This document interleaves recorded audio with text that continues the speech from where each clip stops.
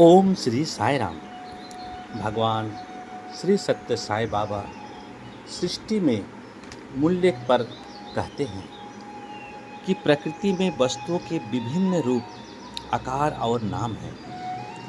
तथापि सच्चाई यह है कि उनका स्रोत एक ही है। सृष्टि की इस सच्चाई में प्रेम ऐसी ऊर्जा है जो सभी पांच तत्वों को आपस में बांधकर रखती है। प्रेम की यह देवी ऊर्जा संपूर्ण सृष्टि में व्याप्त है। इसलिए सभी वस्तुएं एक आचार संहिता अर्थात धर्म का पूर्णतः पालन करती है। भगवान बाबा कहते हैं, प्रेम जब आचरण में आता है तो वही धर्म कहलाता है।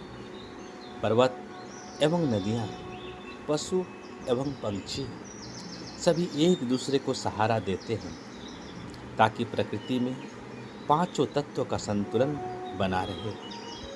उदाहरण के लिए पेड़ों को भूमि, वर्षा के जल, सूर्य की गर्मी और वायु से ही आहार मिलता है। बदले में पेड़ फल, चारा, ऑक्सीजन, छाल और जड़ों के माध्यम से लाखों बैक्टीरियों और जीवाणुओं को, पशु पक्षियों को जीवन प्रदान करता है।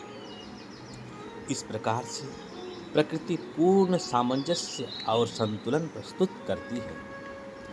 इसी प्रकार जलीय चक्र भी संतुलन का अति सुंदर उदाहरण है। ग्रीष्म ऋतु में समुद्र का करोड़ों टन जल बादल के रूप में बदल जाता है। वायु इसे मीलों दूर ले जाती है और वह वहाँ प्यासी धरती पर बरस जाता है।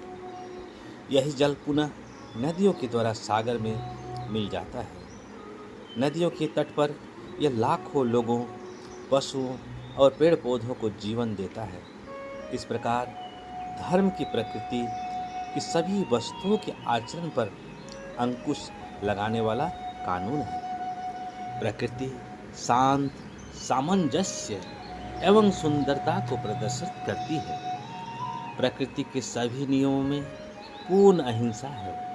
पांचों तत्वों में संतुलन इसलिए है कि सृष्टि में अंतर्निहित मूल्य दिखाई देते हैं।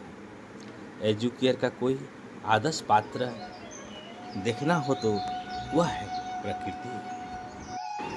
मनुष्य ने अपनी इंद्रियों के वशीभूत हो अपने स्वार्थ के लिए पंच तत्वों का असीमित उपयोग प्रारंभ कर दिया। अपनी असीम इच्छाओं और स्वार्थी स्वभाव के कारण उसने प्रकृति का अविवेकपूर्ण दोहन प्रारंभ कर दिया। इसलिए प्रकृति में स्थिति पंच तत्वों का संतुलन बिगड़ गया, जिसके कारण भूकंप, बाढ़, अनावृष्टि, अतिवृष्टि आदि प्राकृतिक आपदाओं का सामना करना पड़ रहा है। मानव जीवन पंच तत्वों पर आश्रित है। इसलिए प्रकृति में पुनः संतुलन स्थापित करने के लिए मनुष्य को अपनी इच्छाओं पर नियंत्रण कर जल, वायु, ऊर्जा, समय और भोजन का अपव्यय रोकना होगा। ये पंच तत्व अपने आप में सदैव संतुलन बनाए रखते हैं, क्योंकि सृष्टि प्रारंभ से ही उसमें मानवीय मूल्य निहित है। सृष्टि अनादिकाल से ही पांचों आधारभूत मूल्यों के माध्यम से अनेकता में एकता की अभिव्यक्ति करती रही है। सत्य में प्रकट हुई इस सृष्टि में पांचों तत्व अनुशासन अर्थात धर्म का पालन करते हैं। इसलिए प्रकृति में सदैव शांति रहती है। जब प्रकृति अंतर्निहित अनुशासन के माध्यम से शांति का प्रदर्शन करती है, तब अहिंसा अस्तित्व में आती है। इस प्रकार यह प्रकृति हमें पांचों आधारभूत मानवीय मूल्यों की शिक्षा देती है। इन मानवीय मूल्यों को आत्मसात करने के लिए हमें 5D कर्तव्य, अनुशासन, भक्ति, विवेक और दृढ़ संकल्प का आचरण करना चाहिए। मनुष्य ने अपने स्वार्थपूर्ण क्रिया कलापों से तत्वों को प्रदूषित कर दिया है। प्रदूषित जल, वायु, पृथ्वी आदि जीवन का रोपण करने की बजाय उसे नष्ट कर देते हैं। इसलिए हम प्रदूषण को नष्ट करना है। पंच तत्व मनुष्य के भीतर भी है और बाहर भी है। हम निरंतर बाहर प्रकृति में स्थित तत्वों से भीतरी तत्वों का आदान प्रदान करते रहते हैं। बाह्य प्रदूषण हमारे भीतर के तत्वों को प्रदूषित कर देते हैं और हमारे प्रदूषित विचार एवं कार्य ब्रह्म तत्वों को प्रदूषित करते रहते हैं। इसलिए प्रदूषण हटाने का सर्वोत्तम उपाय है ज्ञानेंद्रियों द्वारा अच्छा ग्रहण करो और कर्मेंद्रियों एवं मन से अच्छा फैलाओ। अतः अच्छा देखो, अच्छा सुनो, अच्छा बोलो, अच्छा करो, अच्छा सोचो और अच्छे विचारों को आश्रय दो।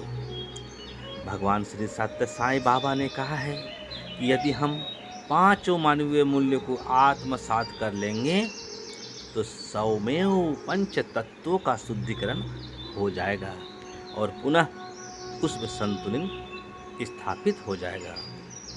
तत्वों के शुद्धिकरण और उनमें संतुलन स्थापित करने के उपाय: हमें इच्छाओं पर नियंत्रण कर पांच तत्वों का अवयव रोकना होगा।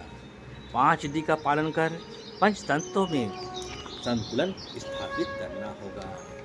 इंद्रियों पर नियंत्रण कर उनसे अच्छा ही ग्रहण करें और अच्छा ही प्रसारित करें। सभी ज्ञानेंद्रियों और कर्मेंद्रियों को पावन बनाए रखें। अहंकार के दुर्गुण को दूर करने के लिए सेवा सर्वाधिक उपयुक्त उपकरण है।